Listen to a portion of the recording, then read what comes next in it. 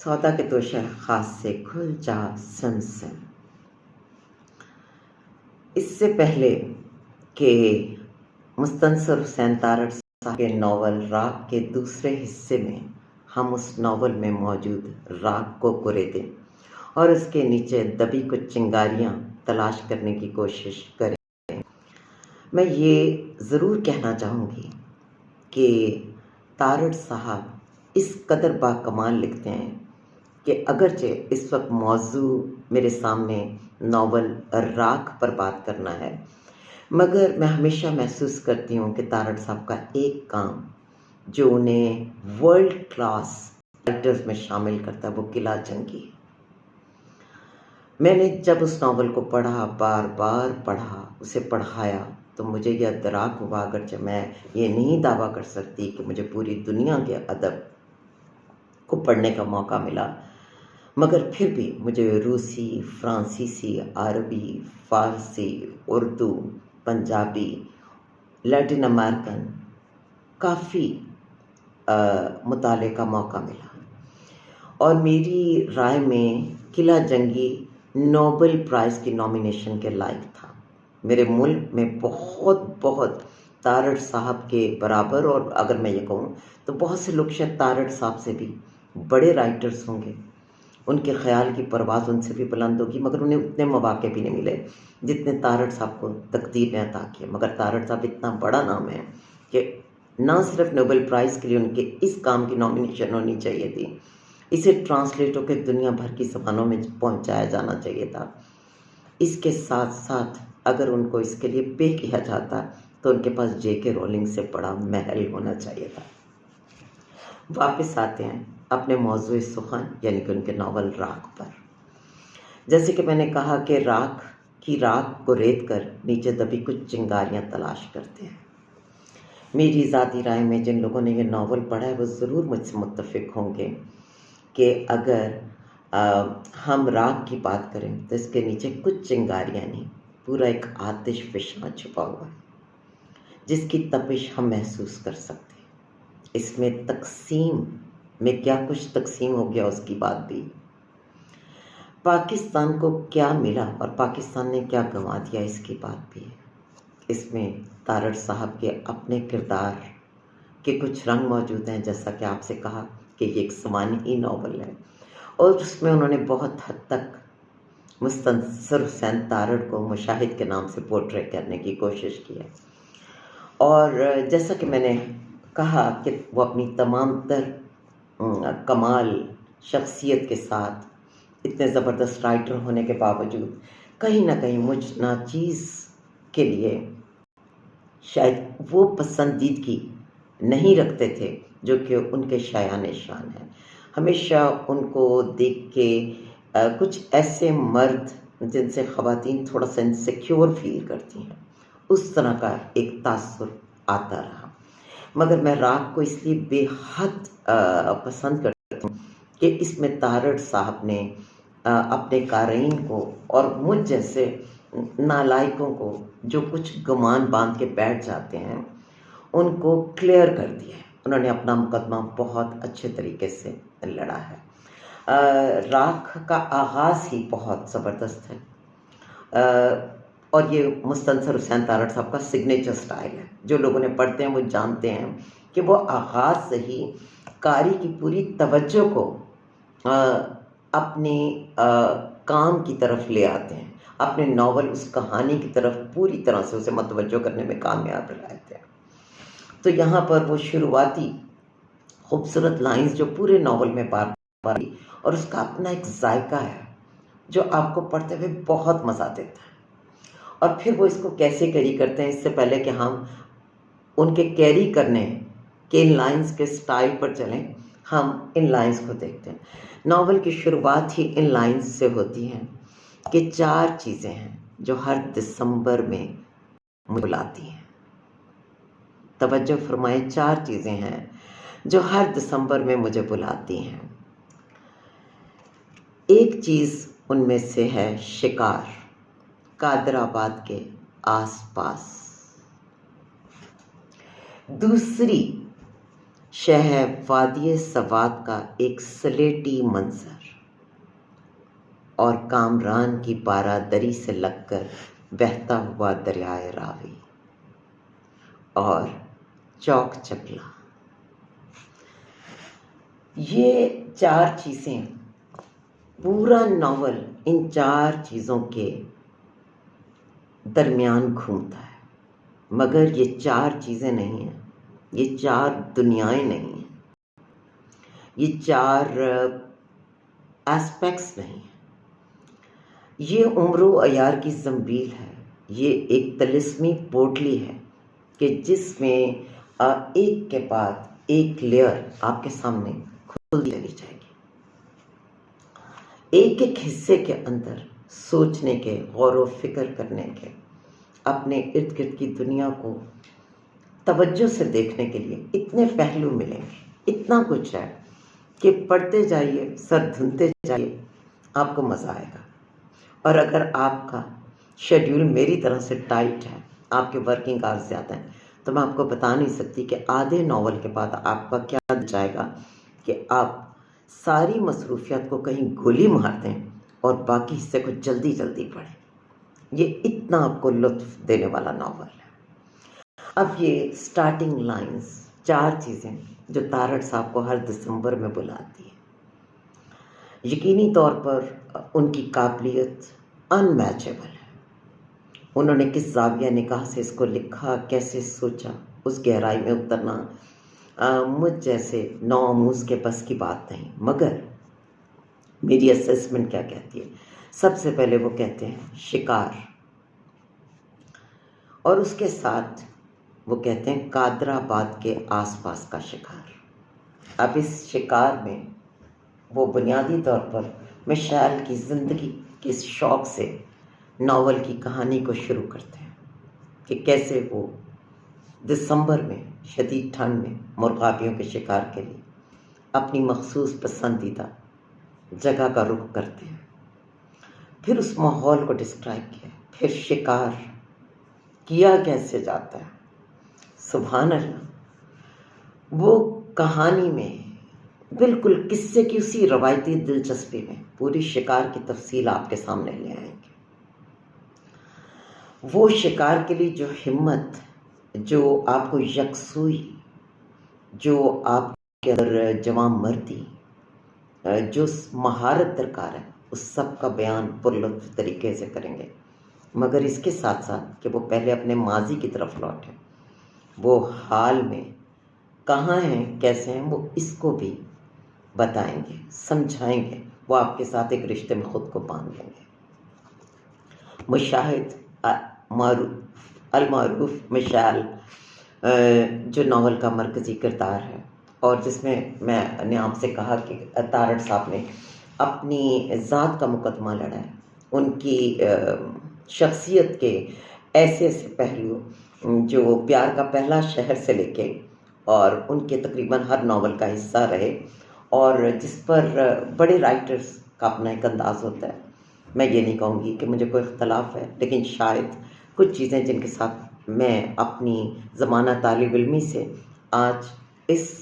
عمر تک کبھی بھی کمفرٹیبل نہیں تھی، انہوں نے اس کی بھی توجیحات پیش کی۔ یہ ناول تارڑ صاحب کے تقریباً 60 سال کی عمر میں انہوں نے لکھا تھا، آئی تھنک 99 میں یہ پبلش ہوا، اور اس میں وہ کہانی کے آغاز میں کیا بتاتے ہیں کہ ان کا ایک دانت ٹوٹ گیا، اور کیا شعور کا لیول ہے، وہ ایک دانت ٹوٹنے سے کہانی شروع ہوتی ہے، جس میں وہ عمر کا پورا زوال، انسان کیسے اپنے بچپن سے جوانی اور جوانی سے پھر بڑھاپے کی ابتدائی منزلوں تک پہنچتا ہے، اور جب اس پر پہل اس حقیقت کا انکشاف ہوتا ہے کہ اس کے قوا جواب دے رہے ہیں، اس کے چہرے کو، اس کے ہاتھوں کو جھریاں گھیر رہی ہیں، اس کی آنکھیں تھک رہی ہیں، موسموں کی شدت کو سہنے کی قوت کم ہو رہی ہے، وہ سردی سے بھی ڈرنا شروع ہو گیا ہے، مگر وہ اپنے شوق، اپنی اس انرجی کو قائم کرنے کی کوشش بھی کرتا ہے۔ وہ زوال کے، پت جھڑ کے سائنس اپنے وجود کے اندر دیکھتا ہے، تو کیسے ایک شعور والا بندہ، ایک حساس انسان اس ساری چیزوں سے ڈسٹرب ہوتا ہے، یا کہہ دیجئے کہ اس کے اندر کون کون سی حقیقتیں کس انداز میں القا ہوتی ہیں، یہ پورا اس کا حصہ ہے۔ اب قادر آباد ہی کیوں؟ تو اس میں کئی پہلو ہو سکتے ہیں۔ ایک تارڑ صاحب کے لیے شاید استطاعت کے اعتبار سے اپنی ارلی ایج میں یہ جگہ ان کے دل کے بھی قریب ہو اور ان کے حالات کے بھی قریب ہو، اور وہ انہیں شکار کے بھی حوالے سے سوٹ کرتی ہو، جیسا کہ ناول میں آگے چل کے اس سے جڑی اور بھی بہت ساری چیزیں ہیں۔ لیکن اسی کے ساتھ بظاہر یہ ایک قصہ، ایک کہانی ہے جو دسمبر میں وہ کہتے ہیں مجھے شکار اپنی طرف بلاتا ہے، لیکن ہم اسی ناول کے جب آخر میں جا کے ان 4 حصوں کو جڑتے ہوئے اور ہر حصے کو ایک الگ الگ انجام سے دوچار دیکھیں گے تو ہم جانیں گے کہ وہ قادر آباد کے قریب اور دوسری جگہوں پر شکار کے لیے پرندے جو کم ہوئے ان کی بھی بات کریں گے، وہ جو آبی آلودگی ہے وہ اس کی بھی بات کریں گے، وہ ماحول میں جو تبدیلیاں آ رہی ہیں صرف اور صرف ماحولیاتی حوالے سے نہیں بلکہ معاشرتی حوالے سے۔ لاہور کے گرد و نواح میں زندگی جیسے تبدیل ہو رہی ہے وہ اس کی بات کریں گے۔ وہ اس جرنی میں تقسیم ہند جب کہ وہ ایک بچے تھے اور رنگ محل مشن ہائی اسکول میں پڑھتے تھے، وہ وہاں سے آپ کو لے کے چلیں گے اور وہ آپ کو 1990 کے عشرے کا لاہور، پاکستان اور دنیا کی ایک مجموعی صورتحال سے آشنا کریں گے۔ اسی طرح سے اس کے دوسرے حصے میں وہ کہتے ہیں کہ وادی سوات کا سلیٹی منظر، وہ وادی سوات کا صرف سلیٹی منظر نہیں ہے، وہ ان علاقوں سے ان کا عشق ہے، ان کی سیاحت کے دوران وہاں پر جو تجربات ان کو پیش آئے، انہوں نے جو کچھ دیکھا، جو کچھ محسوس کیا، وہ سب ہے۔ ان کے وہ من پسند دوست، وہ صحبت یاراں، اس کی بات ہے، ان منظروں کی رعنائی ہے، قدرت کی خوبصورتی کی بات ہے، ان علاقوں میں جو ہمارا ثقافتی ورثہ ہے، جو ضائع کر دیا گیا، جو ضائع ہو رہا ہے، یا جو ہم سے ایک دن چھن جائے گا، اس سب کا وہ نوحہ ہے، وہ وہاں کی خوبصورتی کی بات ہے، وہ اس جگہ کے ساتھ ان کے گہرے کی بہت جڑے ہوئے گہرے رشتے کی باتیں ہیں۔ اس میں یہ 3 دوست یعنی کہ مشاہد، تارڑ صاحب، زاہد کالی اور ڈاکٹر ارشد، یہ 3 دوست کب کب وے ہوٹل جو ہوتا ہے وہاں کا، وادی صفات کا، اس کے ساتھ کیسے یہ وقت گزارتے ہیں اور ان کی کتنی یادیں جڑی ہیں۔ پھر یہ کہ چونکہ ان کے دوست ڈاکٹر ارشد قادیانی ہیں، تو کس قسم کی مشکلات پاکستان میں مذہبی رواداری کے حوالے سے باشعور لوگوں کو درپیش ہیں، کس طرح سے ہمارا نظام قانون کے نام پر لا قانونیت کا شکار ہے، کیسے ہم مذہب کے نام پر توڑ جوڑ میں مصروف ہیں۔ پھر انہی علاقوں کے دکھ، خواہ وہ ہمارے قبائلی علاقے ہیں، ان کی تباہی اور بربادی، افغان جنگ کے وہاں پر اثرات، اور ہماری وہ قومی پالیسی، ہمارے یہاں پر آمریت، پھر ہم نے جو جہاد کے نام پر لوگوں کے بچے مروا دیے، اور اس طرح کے اسمگلنگ کے اور دیگر دکھ اور تکلیف، یہ ایک طرح سے ان کی بھی عمدہ تصویر کشی ہے۔ بظاہر لگتا ہے کہ بے وے ہوٹل جو ہے سوات، دریائے سوات کے کنارے، وہ فقط 3 دوستوں کے بیٹھنے کی جگہ ہے، مگر ایسا نہیں، وہ اس سے بہت آگے ہے ان کے لیے۔ پھر آپ کو پورے ناول میں جب مشال ابراڈ پڑھنے کے لیے جاتا ہے، اپنے بچپن کے دنوں میں ہے، پھر جب اپنے اس صحبت یاراں کو انجوائے کرتا ہے، زاہد کالیا کو اور ڈاکٹر ارشد کو، تو وہاں پر جو علامت ہے شگوفے کی بات ہے، اس پھول کے کھلنے کا موسم ہے کہ نہیں ہے، لیکن وقت کے اس حصے میں وہ کھلتا ہے، تو وہ ایک زبردست علامت ہے ہمیشہ کہ جب بھی کچھ خاص وقت ہوتا ہے تو وہ ایک احساس، جو ایک خاص احساس، آپ اس جگہ پر ہو نہ ہو، ان حالات میں ہو نہ ہو، لیکن وہ احساس جو آپ کے اندر رہ جاتا ہے وہ اس شگوفے کی طرح سے زندہ رہتا ہے۔ وادی سوات کا سلیٹی منظر صرف ایک منظر نہیں، وہ اس ناول کا ایک بہت بہت وسیع، بہت ہی زیادہ معلوماتی، بہت ہی شاندار حصہ ہے۔ اور اس میں جو ایک چیز، ایک سے زیادہ چیزیں جن پر بات کی جا سکتی ہے، مگر میں صرف اس پر ایک چیز پر ضرور کرنا چاہوں گی۔ جس محبت سے تارڑ صاحب نے وہاں پر بدھ مونسٹریز، جو نوادرات ہیں بدھا کے، ان کی بات کی ہے، جو وہاں پر لوگوں کا ہنر، یا جو صدیوں سے ایک محفوظ ہمارے پاس آثار قدیمہ تھے، ان کے ضیاء کا یہ نوحہ بھی ہے کہ ہم نے کیسے ہزاروں سال کی انسانی محنت، انسان کی ترقی کے ہر سٹیج پر ملنے والے ایسٹس کو کیسے ضائع کر دیا، کیسے ہم نے اتنی نابغہ شخصیات ہی نہیں، اتنے شاندار کاموں کو تباہ کیا۔ اپنی کلچرل ہیریٹیج کو جس انداز میں ہم نے ضائع کیا، تارڑ صاحب نے اس پر بہت اچھے انداز میں نظر ڈالی، اور اس کے ساتھ ساتھ یہ بھی بتایا کہ ان علاقوں میں اس کی کتنی قدر و قیمت آج بھی ہے، اور جب ہم اپنے ان ایسٹس کو بیرونی دنیا میں بیچتے ہیں تو ان سے ہم کیا کچھ کماتے ہیں، اور یہ کتنا ہمیں پیسہ دے کے جاتا ہے۔ تو اس فن میں زاہد کالیا کا کردار بڑا اہم ہے۔ زاہد کالیا ایک پلاسٹک کے اور پرانے برتن بیچنے والے پھیری والے کا بیٹا ہے، لیکن اب وہ پوری دنیا میں ایک نوادرات کے بہت کامیاب اسمگلر کے طور پر جانا جاتا ہے۔ اب کہنے کو اسمگلر ہے، لیکن اس کی بھی بات۔ پھر اس ناول میں اسی وادی سوات کے سلیٹی منظر میں ایک کتورے کا ملنا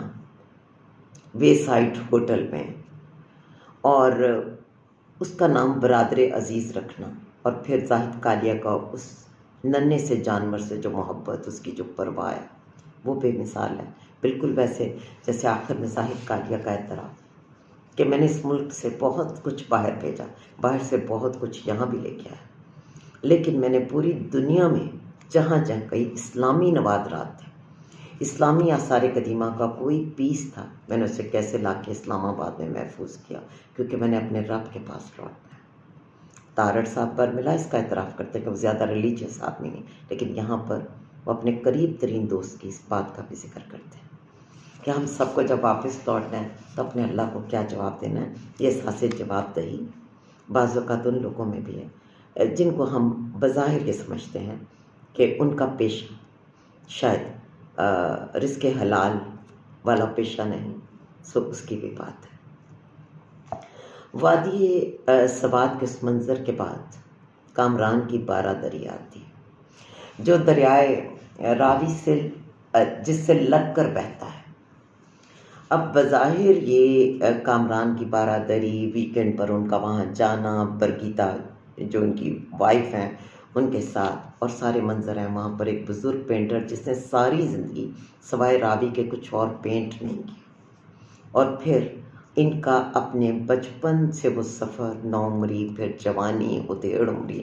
اور پھر 60 سال تک یہ دیکھنا کہ کامران کی بارہ دری میں راوی کا پانی کم ہوتے ہوتے بالکل نچلی اینٹوں کو آ لگا، اور اس میں آبی آلودگی کے علاوہ پانی کے ذخائر کی کمیابی،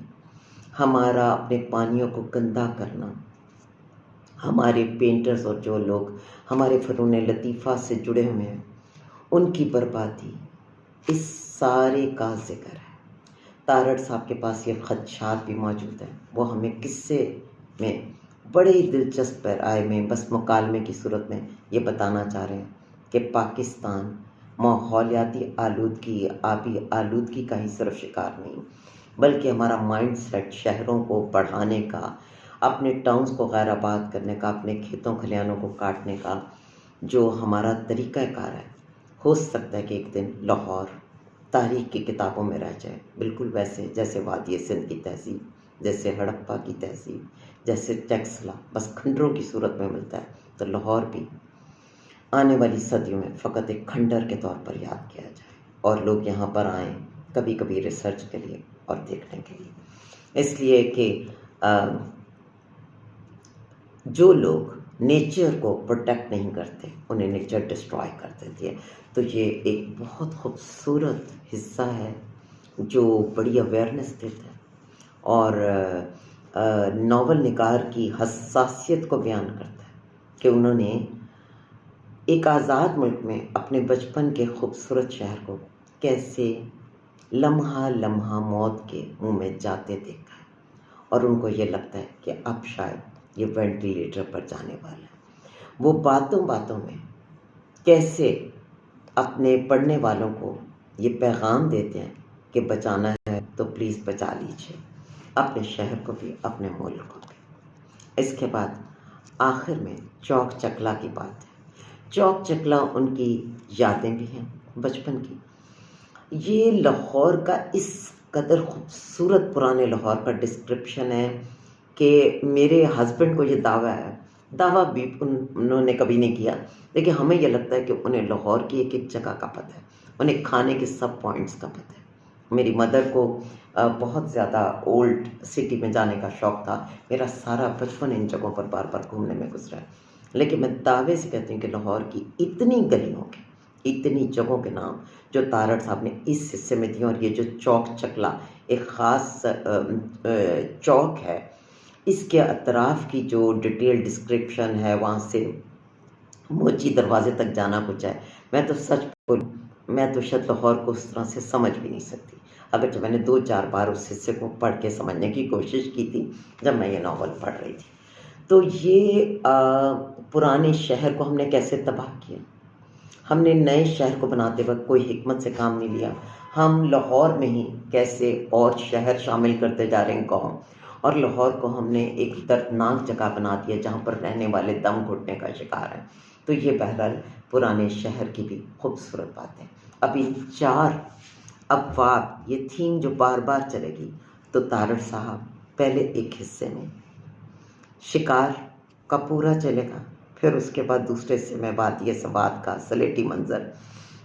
پھر تیسرے حصے کے اندر کامران کی بارادری جو دریائے راوی سے لگ کر بہتی ہے، اور چوتھا اس کا حصہ چوک چکلا،